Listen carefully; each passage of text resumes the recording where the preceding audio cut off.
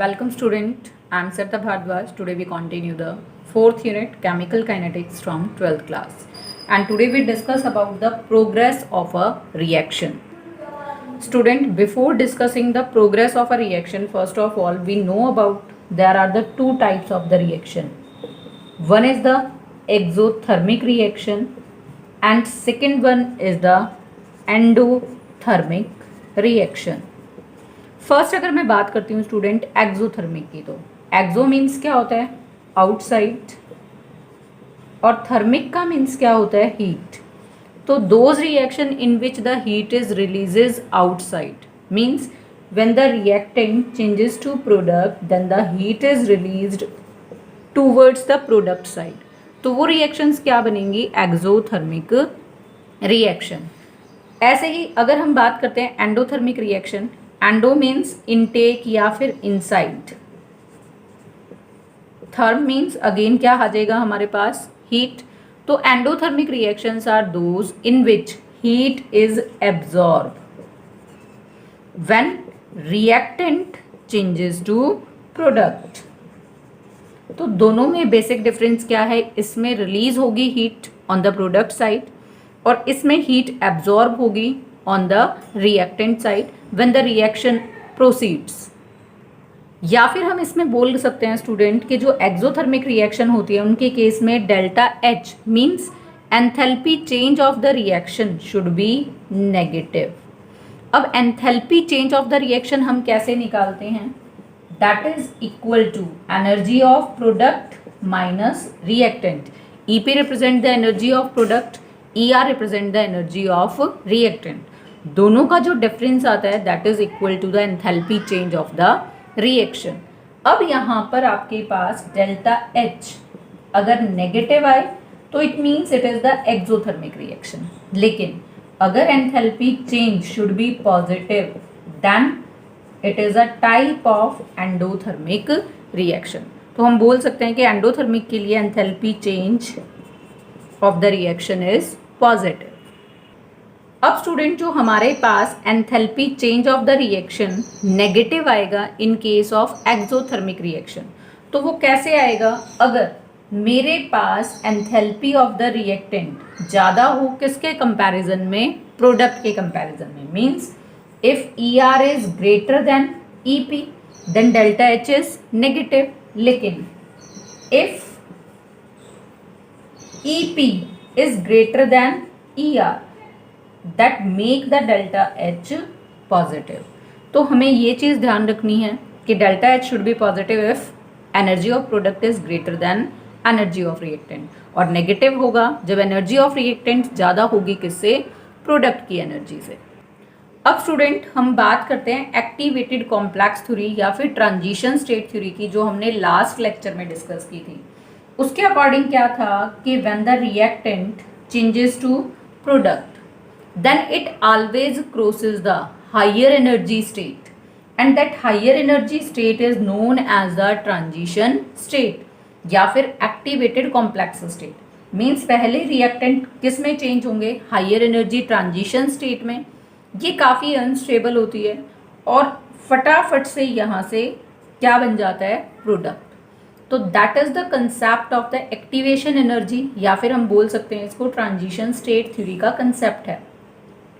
It means हमेशा जब भी रिएक्टेंट प्रोडक्ट में चेंज होंगे तो वो एक एनर्जी बैरियर को क्रॉस करके जाएंगे and that energy barrier is known as the activation energy barrier और ट्रांजिशन बैरियर और the activated complex barrier.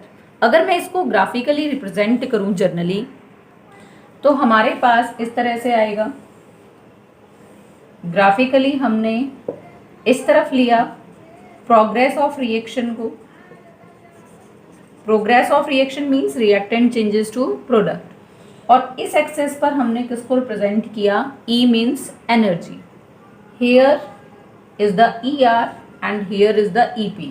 Means ER energy of reactant और EP is the energy of product. तो इस level पर R है reactant, इस level पर P है प्रोडक्ट. अब जब रिएक्टेंट प्रोडक्ट में चेंज होगा तो उसने किसको चेंज किया, इस हायर एनर्जी स्टेट को. जिसको हम नाम क्या देंगे, ट्रांजिशन स्टेट या फिर एक्टिवेटेड कॉम्प्लेक्स स्टेट, या फिर हम सिंपली इसको नाम क्या बोल सकते हैं, एक्टिवेशन एनर्जी बैरियर। और जो हमारे पास ये एक्टिवेशन एनर्जी बैरियर होगा, it should be equal to the threshold energy. क्योंकि अगर आप लास्ट लेक्चर को ध्यान रखते हो तो मैंने आपको बताया था कि एक minimum amount of energy required है in order to make the collision effective. Means effective collision कौन से होते हैं, जिनमें रिएक्टेंट चेंज होते हैं प्रोडक्ट के अंदर। तो जो आपके पास ये एनर्जी बैरियर है, that represents the threshold energy. तो मैं यहाँ पर जो आपके पास एनर्जी है उसको किससे रिप्रेजेंट कर सकती हूँ, ET से, means threshold energy, and that must be equal to this point ET। और ये जब मिनिमम थ्रेशोल्ड एनर्जी मिलेगी तभी रिएक्टेंट किस में चेंज होंगे, प्रोडक्ट में।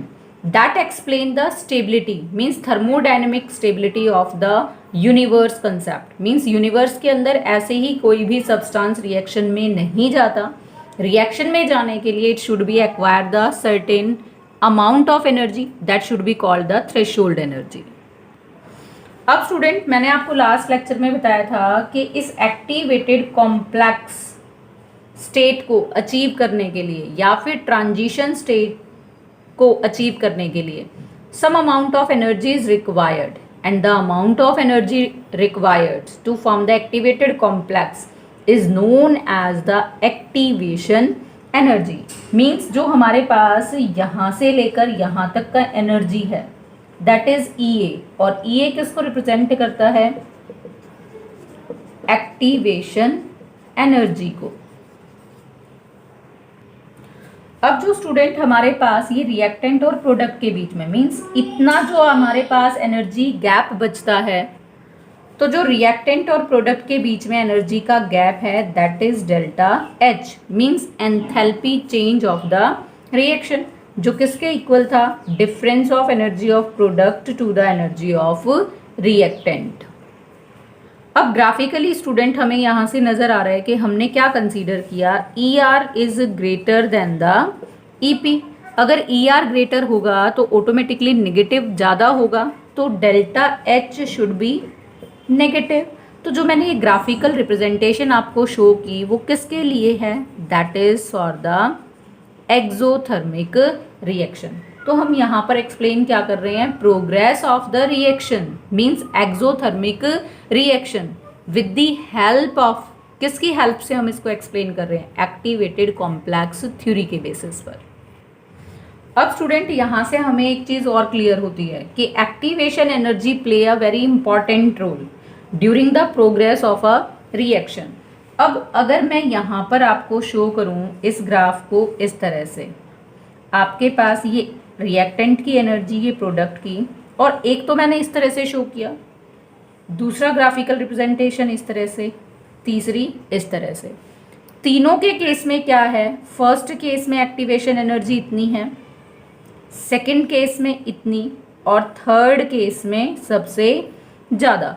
तो मैं ये बोल सकती हूँ कि यहाँ पर जो ये थर्ड रिएक्शन है वो कैसी है, स्लोएस्ट रिएक्शन, और जो ये फर्स्ट रिएक्शन है ये कैसी है हमारे पास, fastest reaction means fast reaction, और जो सेकंड पर है उसका इंटरमीडिएट रेट ऑफ रिएक्शन है with respect to first and third reaction. ऐसा मैंने क्यों कहा, क्योंकि जितना ज़्यादा एनर्जी बैरियर होगा उसको अचीव करने में उतना ही ज़्यादा टाइम लगेगा, मींस उतना ही ज़्यादा टाइम लगेगा रिएक्टेंट को प्रोडक्ट में चेंज होने में, तो ऑटोमेटिकली रिएक्शन कैसी हो जाएगी, स्लो।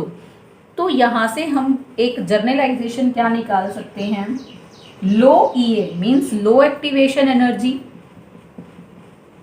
फास्ट रिएक्शन, या फिर उल्टा भी बोल सकते हैं हाई एक्टिवेशन एनर्जी,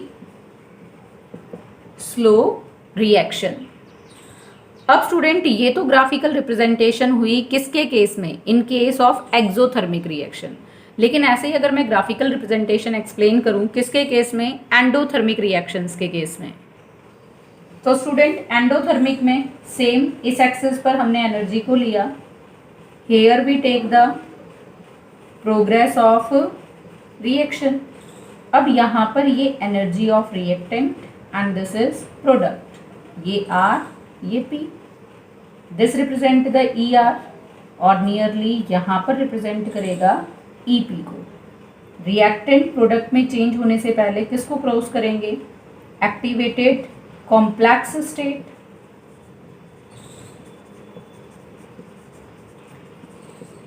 या फिर उसको नाम क्या देंगे? Transition state. इस पॉइंट पर एनर्जी दैट इज ET।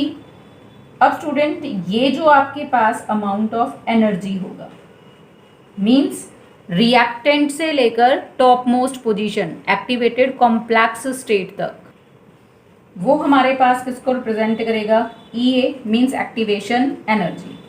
अब ये यहाँ इस लेवल पर एनर्जी ऑफ रिएक्टेंट, इस लेवल पर प्रोडक्ट की एनर्जी, इन दोनों के बीच का energy gap delta H means enthalpy of reaction that is equal to EP minus ER। अब यहाँ से क्या है?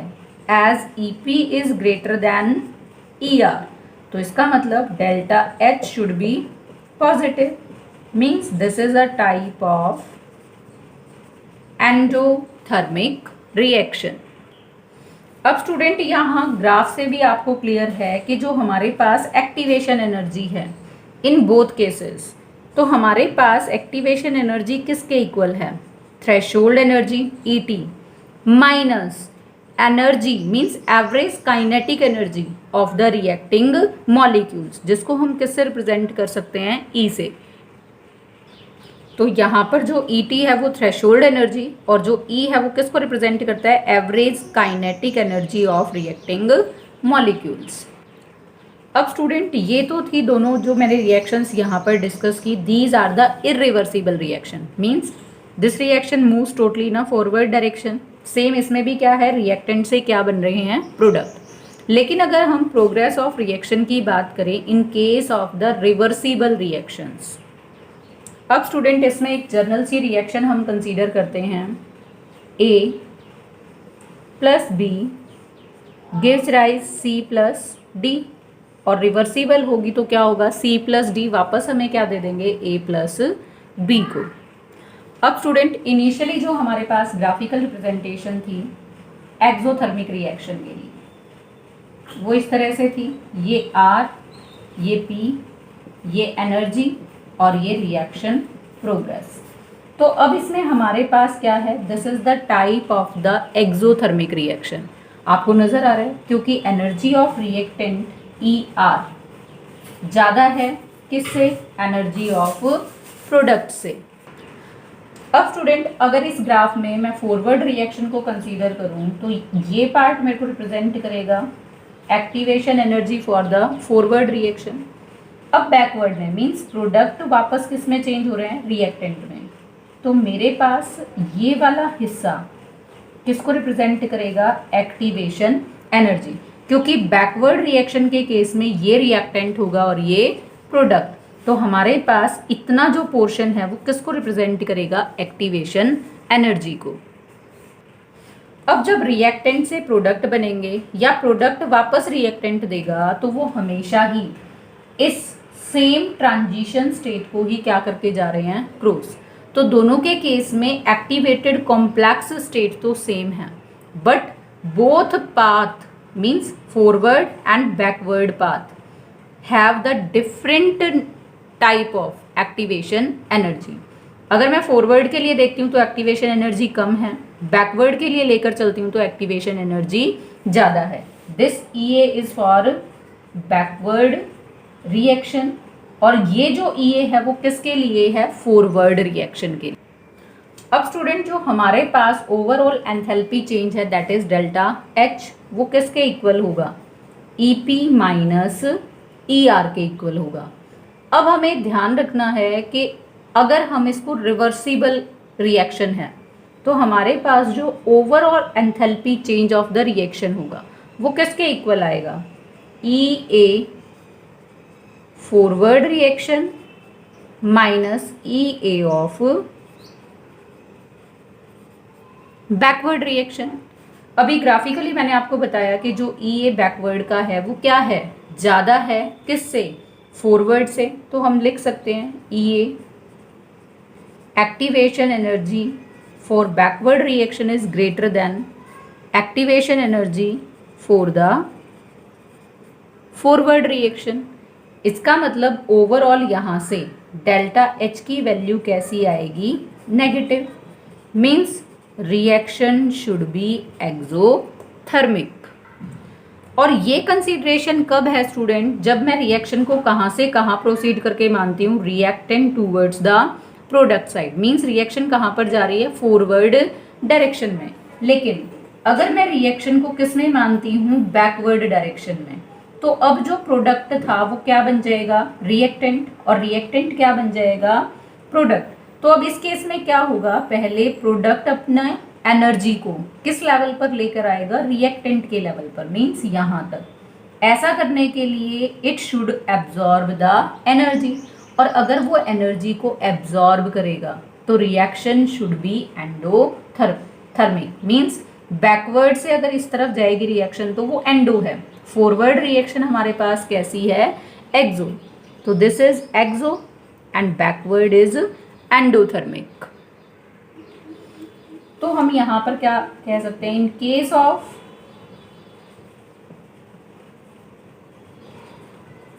बैकवर्ड रिएक्शन, मीन्स जब हम यहां से यहां जाएंगे, E A forward is greater than E A backward. क्योंकि जब हम इस रिएक्शन की बात करेंगे तो ये अब कौन सा हो जाएगा, फॉरवर्ड रिएक्शन की एक्टिवेशन एनर्जी, और ये किसकी कहलाएगी, activation energy for the backward reaction. क्योंकि हमने यहाँ पर क्या कहा, अब प्रोडक्ट किस में, रिएक्टेंट में चेंज है, और रिएक्टेंट किस में, प्रोडक्ट में। तो अब इस केस में क्या कहोगे, delta H is equal to E A forward